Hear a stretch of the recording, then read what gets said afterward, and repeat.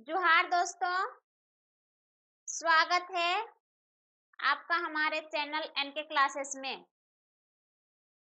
जहां हम हिंदी व्याकरण की आसान तरीके से सीखते हैं।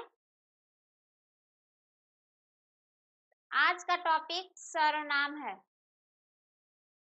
तो क्या आप जानते हैं सर्वनाम क्या होता है? अगर नहीं तो कोई बात नहीं,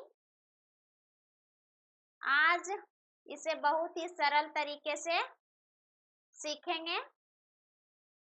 तो चलिए शुरू करते हैं।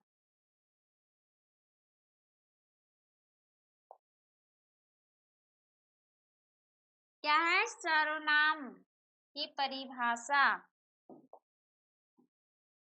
इसे हम इंग्लिश में प्रोनाउन कहते हैं।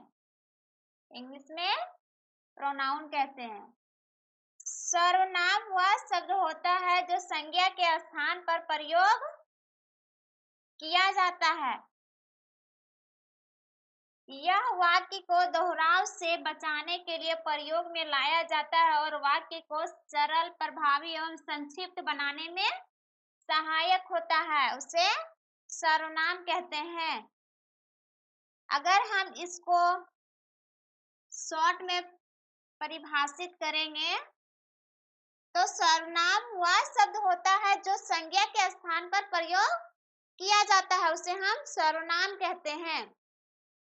जैसे राम पढ़ाई कर रहा है, राम पढ़ाई कर रहा है, वह मेहनती है। तो यहाँ पे वह क्या है? सर्वनाम है।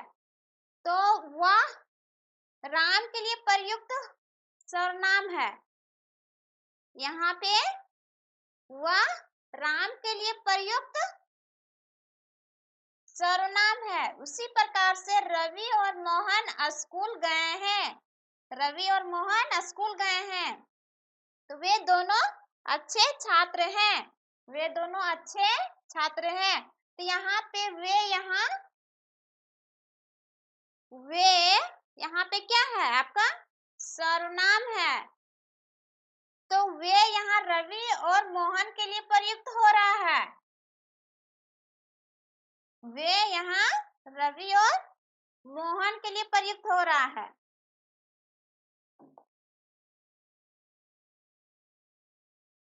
अब आगे है आपका सर्वनाम के भेद।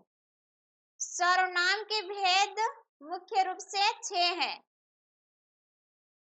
फर्स्ट है आपका पुरुषवाचक संज्ञा, सेकंड है आपका निजवाचक संज्ञा,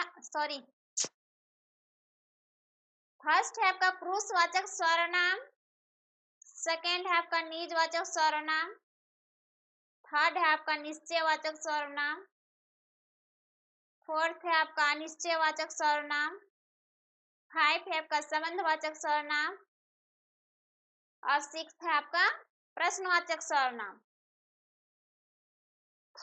तो हम पहले पुरुषवाचक सर्वनाम समझेंगे।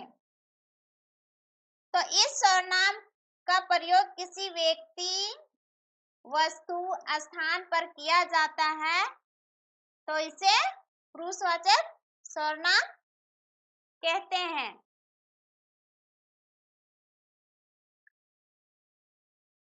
पुरुषवाचक सर्वनाम के मुख्य रूप से 3 भेद हैं। फर्स्ट है आपका उत्तम पुरुष, सेकंड है आपका मध्यम पुरुष और थर्ड है आपका अन्य पुरुष। फर्स्ट है क्या? आपका उत्तम पुरुष, सेकंड है मध्यम पुरुष और थर्ड है आपका अन्य पुरुष। तो पहले हम उत्तम पुरुष को समझेंगे। उत्तम पुरुष इंग्लिश ग्रामर में हम लोग पढ़ते हैं तो उसको हम इंग्लिश में क्या बोलते हैं? First person. इंग्लिश में क्या बोलते हैं? फर्स्ट पर्सन, जो स्वयं के लिए प्रयोग होता है। उत्तम पुरुष में जो स्वयं के लिए प्रयोग होता है। जैसे मैं, हम। उदाहरण के लिए क्या है? स्वयं के लिए क्या प्रयोग हो रहा है? मैं और हम। अगर हम इसको वाक्य बनाएंगे तो मैं आज स्कूल जाऊंगा। इसका वाक्य क्या बनेगा? मैं स्कूल जाऊंगा। उसी प्रकार से अगर हम का वाक्य बनाएंगे तो कैसे बनेगा? हम खाना खाएंगे।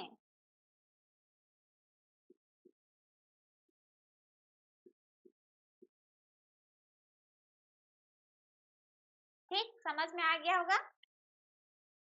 अब अगला है मध्यम पुरुष। अगला क्या है? मध्यम पुरुष, जिसे हम इंग्लिश में सेकंड पर्सन बोलते हैं। जिससे बात की जा रही हो उसे हम मध्यम पुरुष कहते हैं। जैसे तुम, आप, तुम। तो हम इसका वाक्य बनाएंगे, तुम कहाँ जा रहे हो? तुम कहाँ जा रहे हो? उसी प्रकार से हम किसी से बात कर रहे हैं, तुम कहाँ जा रहे हो। यहाँ परिभाषा में स्पष्ट किया गया है कि जिससे बात की जा रही हो तो उसे हम मध्यम पुरुष कहते हैं। तो उसी प्रकार से आपका अगर हम वाक्य बनाएंगे तो आप कहाँ जा रहे हैं, इससे भी स्पष्ट हो रहा है कि हम किसी से बात कर रहे हैं।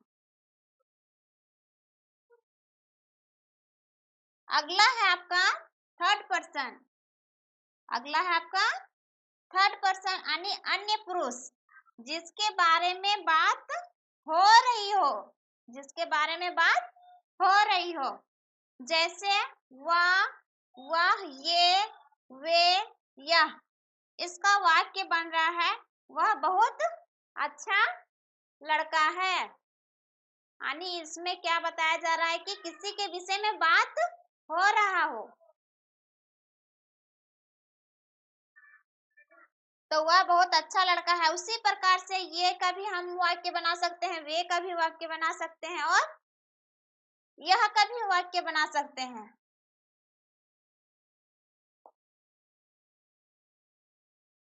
अगला है आपका यानी पुरुषवाचक का तीनों भेद के विषय में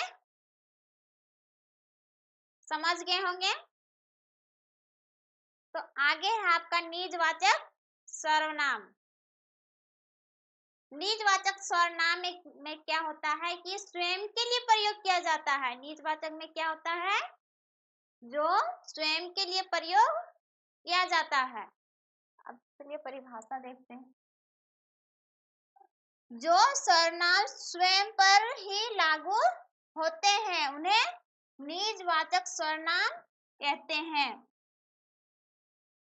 जैसे स्वयं, अपना। तो इसका वाक्य बनाया है कि मैंने स्वयं यह काम किया। मैंने स्वयं यह काम किया। इसमें निजवाचक क्या है? स्वयं। राजू ने अपनी किताब उठा ली। राजू ने अपनी किताब उठा ली। ये दूसरी की किताब नहीं उठाई है, वो खुद की किताब उठाई है। तो यह कौन सी सर्वनाम है? निजवाचक सर्वनाम।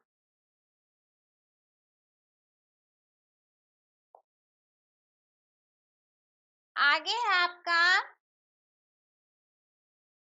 संबंधवाचक सर्वनाम, जो दो वाक्यों को जोड़ने का कार्य करते हैं और पूर्व में प्रयुक्त संज्ञा के स्थान पर आते हैं, उसे संबंधवाचक सर्वनाम कहते हैं। जो दो वाक्यों को जोड़ने का कार्य करते हैं और पूर्व में प्रयुक्त संज्ञा के स्थान पर आते हैं, उसे संबंधवाचक सर्वनाम कहते हैं। जैसे जो, जिसे, जिसको, जिसका, जिनका आदि। ये संबंधवाचक सर्वनाम है। जैसे है जो मेहनत करता है वही सफल होता है। यानी कि जो संबंध इसमें बताता है।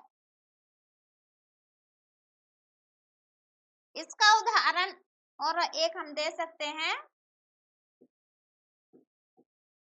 जैसी करनी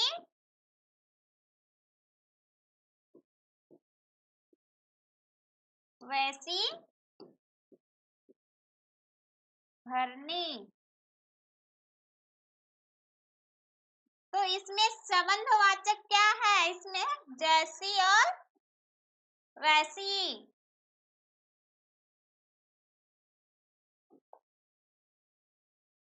आगे है आपका प्रश्नवाचक सर्वनाम। आपका आगे क्या है? प्रश्नवाचक सर्वनाम। ये सर्वनाम प्रश्न पूछने के लिए प्रयोग किए जाते हैं, तो उसे प्रश्नवाचक सर्वनाम कहते हैं। उदाहरण के तौर पर कौन, कैसे, क्यों, किसका। ये प्रश्नवाचक सर्वनाम से स्पष्ट ही पता चल रहा है कि ये प्रश्न पूछने के लिए प्रयोग किए जाते हैं। तो इसका हम वाक्य बनाएंगे। कौन स्कूल गया था? आपका नाम क्या है? आपका घर कहाँ है? यानी ये सब क्वेश्चन कर रहे हैं। तो वो कौन सा सर्वनाम हो सकती है? प्रश्नवाचक सर्वनाम।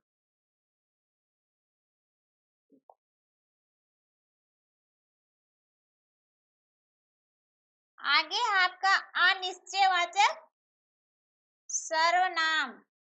अगला है आपका अनिश्चयवाचक सर्वनाम, जो किसी अनिश्चित व्यक्ति, वस्तु या संख्या का बोध कराते हैं, उसे अनिश्चयवाचक सर्वनाम कहते हैं। जैसे कोई, कुछ, किसी, प्रत्येक, आदि। यानी इसमें निश्चित नहीं है। जैसे कोई का हम एक वाक्य बनाएंगे। कोई दरवाजे पर खड़ा है। कोई दरवाजे पर खड़ा है। क्या इसमें पता चल रहा है कि कौन खड़ा है? निश्चित नहीं है कि यही खड़ा है, तो यह अनिश्चित वाचक सर्वनाम बन रहा है इस जगह पे। उसी प्रकार कुछ लोग, यहाँ पे कुछ का अगर हम वाक्य बनाएंगे, कुछ लोग हमेशा शिकायत करते रहते हैं। कुछ लोग हमेशा शिकायत करते रहते हैं, लेकिन कौन कर रहा है ये पता नहीं चल रहा है। तो यह कौन सा सर्वनाम है? अनिश्चयवाचक सर्वनाम है। आगे है आपका निश्चयवाचक सर्वनाम। आगे क्या है आपका?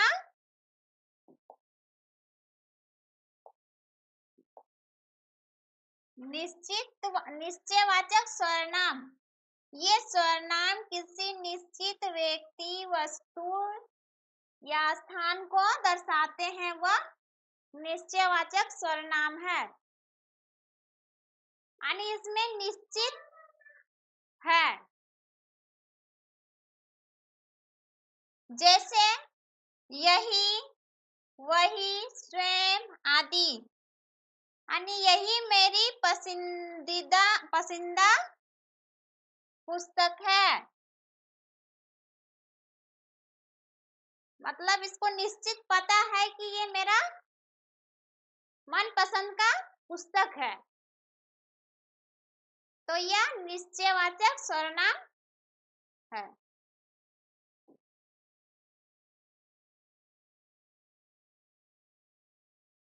अब हम सर्वनाम के 6 भेदों को विषय में जान लिए। तो अब मैं आपसे एक क्वेश्चन करने के लिए चाह रही हूँ कि मैं किस प्रकार की सर्वनाम है। तो कमेंट में अपना जवाब जरूर दें।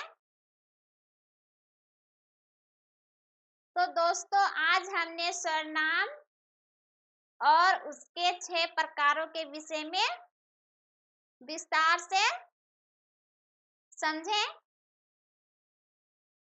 अगर यह वीडियो आपको पसंद आया हो तो लाइक करें और दोस्तों के साथ शेयर करें और हमारे चैनल को सब्सक्राइब करें। मिलते हैं अगले वीडियो में एक और नए टॉपिक MCQ के साथ। Thank you.